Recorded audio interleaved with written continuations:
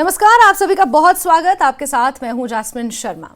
साल 2025 को लेकर कई भविष्यवाणियां की जा रही हैं और जिस तरह से ज्योतिष गणनाओं के आधार पर साल 2025 को लेकर ये कहा गया है कि इसमें युद्ध है, वर्ल्ड वॉर 3 का जिक्र किया गया है, आर्थिक संकट, प्राकृतिक आपदाएं जैसी भविष्यवाणी शामिल है। उससे कहीं ना कहीं एक अराजकता का माहौल है, लोगों में डर है और हर दिन सोशल मीडिया में हम इस तरह की रील्स देख रहे हैं, इस तरह के पॉडकास्ट देख रहे हैं जहां पर बहुत बड़ी बड़ी भविष्यवाणियां की गई हैं। यहां तक कि लोगों के रिलेशनशिप्स को लेकर भी कहा गया है कि 2025 में लोगों के रिलेशनशिप्स भी बहुत ज़्यादा अफेक्ट होंगे, प्रभावित होंगे। और आपके इन तमाम सवालों का जवाब देने के लिए मेरे साथ इस वक्त वेल रिनाउंड ज्योतिषाचार्य रोहिताश्व त्रिवेदी जी मौजूद हैं। रोहिताश्व जी, बहुत बहुत आपका स्वागत करती हूं।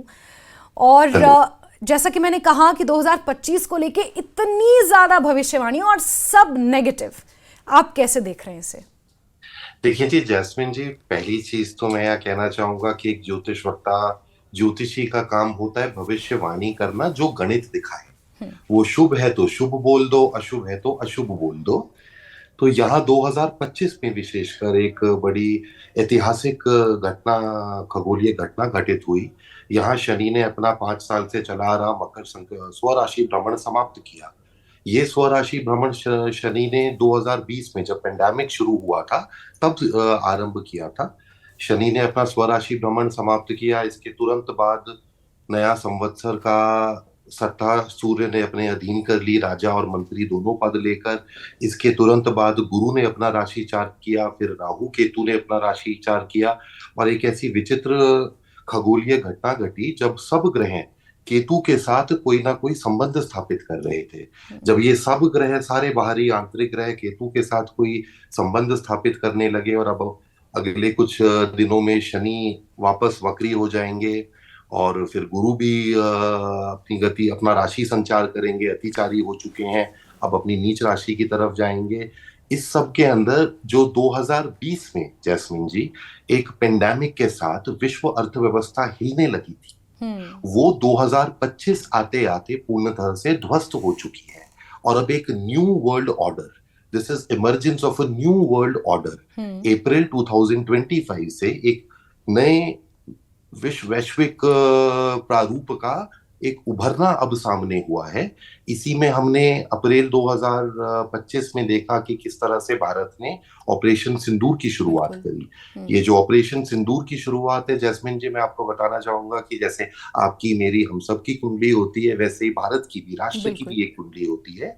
तो भारत की कुंडली 15 अगस्त 1947 को लागू हुई थी। ये कुंडली डॉक्टर श्री आदरणीय राजेंद्र प्रसाद जी ने मेरे परम पूज्य दादाजी पंडित हरदेव शर्मा त्रिवेदी सोलन से मिलकर बनवाई थी।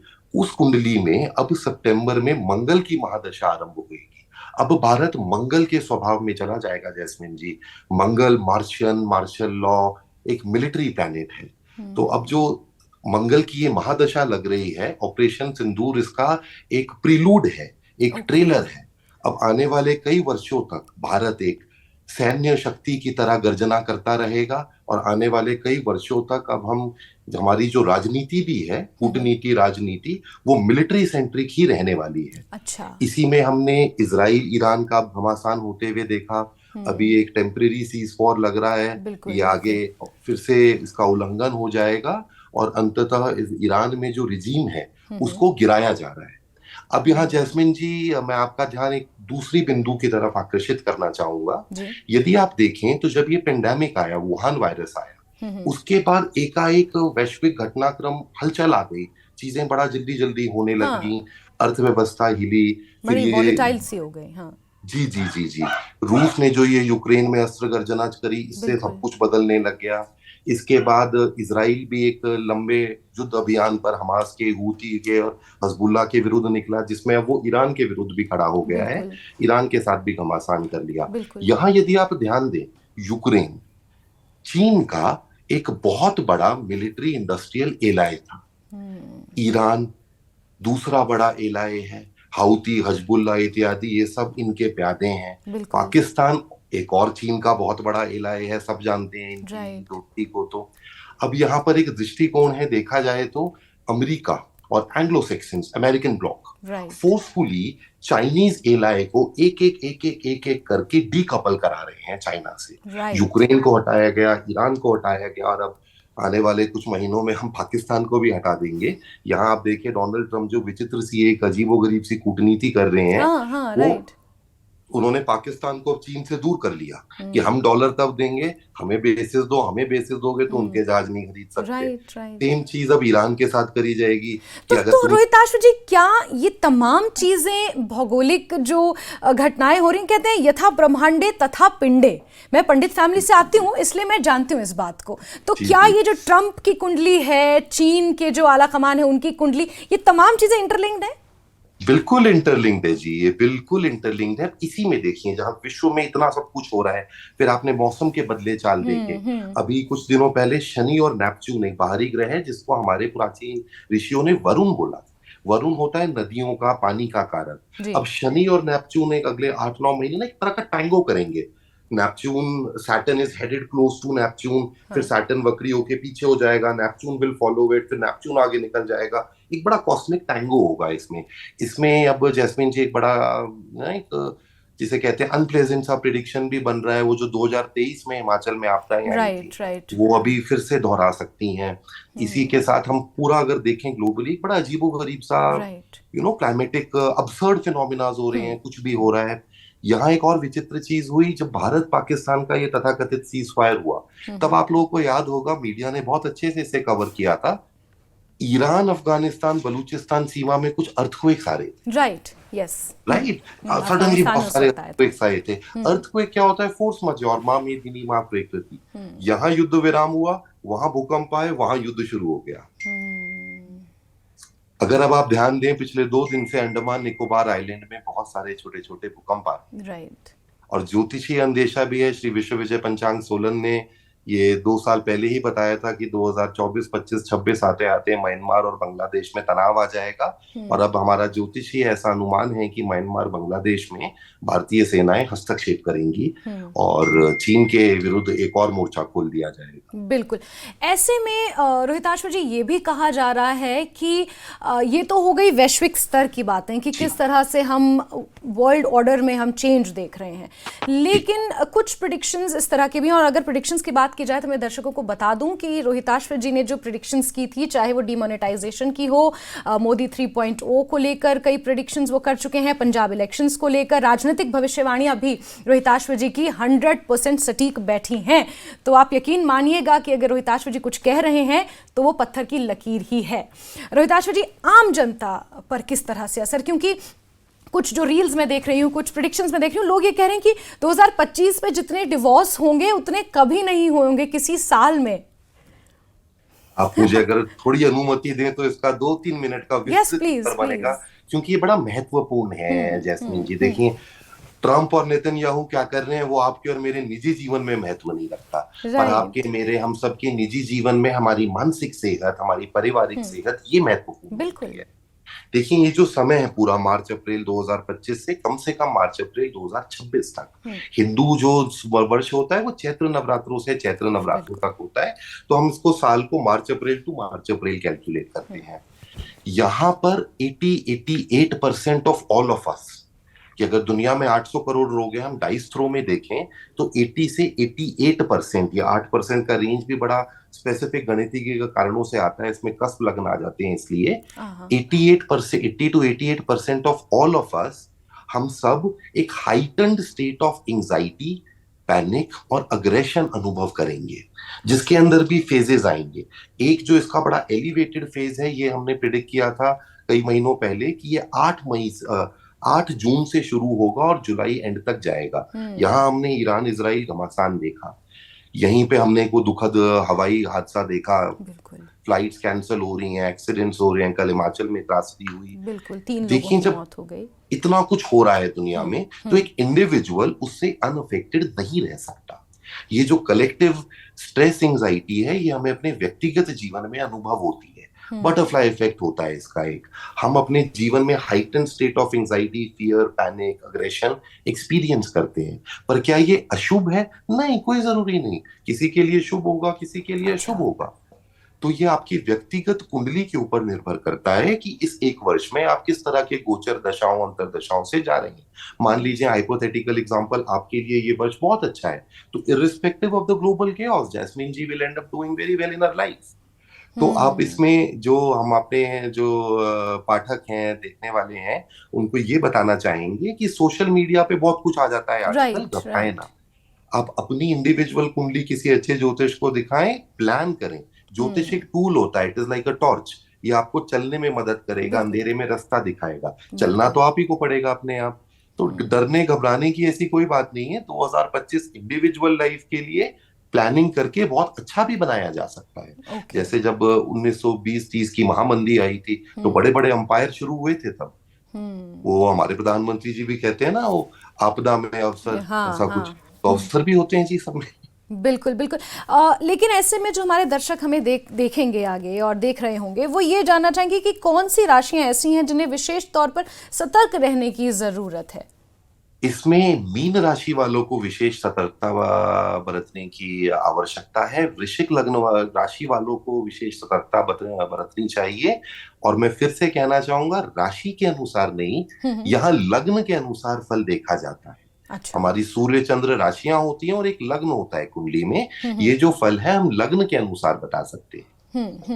यानी कुल मिलाकर रोहिताश्व जी, हमें कह सकते हैं कि जिस तरह के सोशल मीडिया पर ये चीज़ें बताई जा रही हैं, हर दूसरी रील में खुद भी ऑब्जर्व कर रही हूँ कि एक पैनिक फैलाने की कोशिश, और लोग तो अपने अपने अकॉर्डिंगली प्रेडिक्शंस कर ही रहे हैं 2025 को लेकर। अच्छा, एक बड़ा इंटरेस्टिंग सा ये है कि मैं एक रिसर्च कर रही थी, उसमें देखिए कुछ कार्टून्स हैं, I am sure you must be aware of that. The Simpsons करके एक कार्टून है, उसकी प्रेडिक्शंस को लेकर बड़ा एक फैलाया जा रहा है नैरेटिव। बाबा यांगा को लेकर कुछ कहा जा रहा है, फिर नास्त्रेदामस को लेकर कुछ कहा जा रहा है, इस तरह की कुछ, फिर भविष्य पुराण का भी जिक्र किया जा रहा है।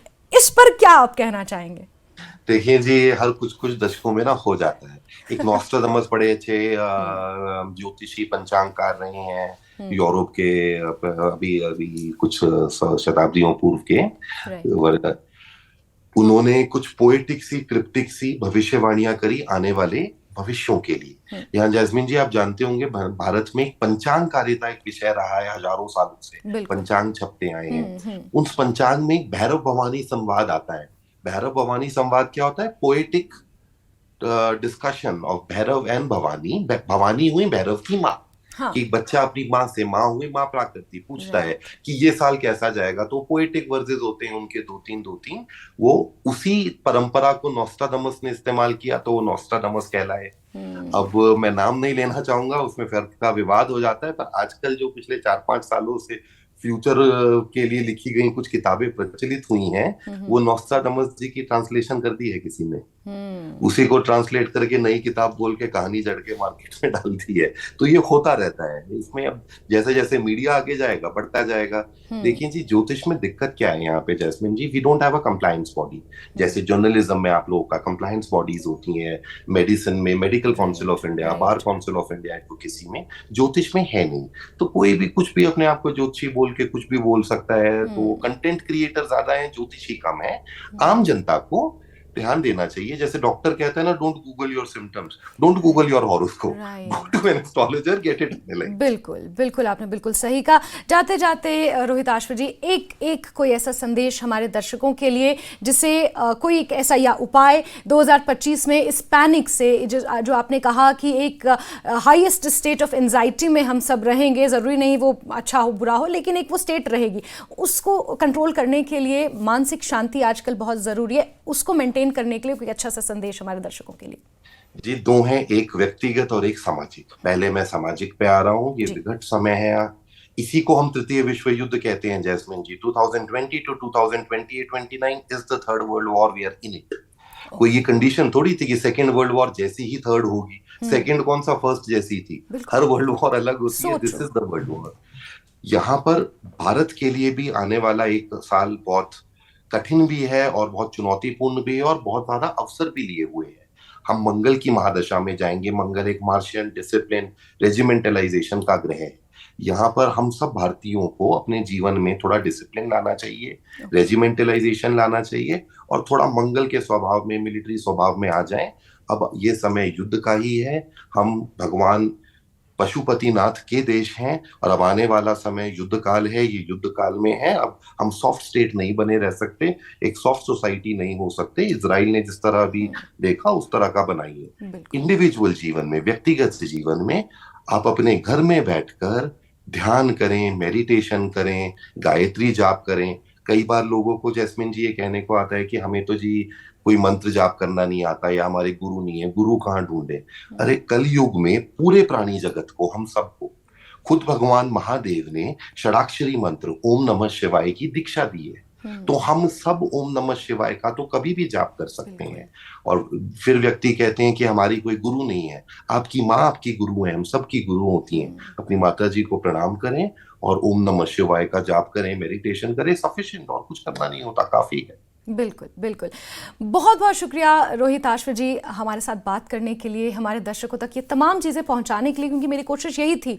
बहुत समय से मैं ये देख रही थी, मैं रिसर्च भी कर रही थी कि जिस तरह की भविष्यवाणियाँ और जो तमाम बातें सोशल मीडिया पर चल रही हैं उससे कहीं ना कहीं एक पैनिक सिचुएशन, क्योंकि ऑलरेडी जो हमारे ग्रह नक्षत्रों की चाल है वो हमें एक ऐसी स्थिति में डाल रही है जहाँ हम एक स्टेट ऑफ एंजाइटी में रहेंगे। लेकिन रोहित आश्व जी ने जिस तरह से कहा कि आपको पैनिक नहीं करना है, ज़रूरी नहीं कि 2025 अगर आपके लिए वैसा है तो मेरे लिए भी वैसा ही रहेगा। सबकी अपनी अपनी कुंडली के हिसाब से, गोचर के हिसाब से ये साल काम करेगा।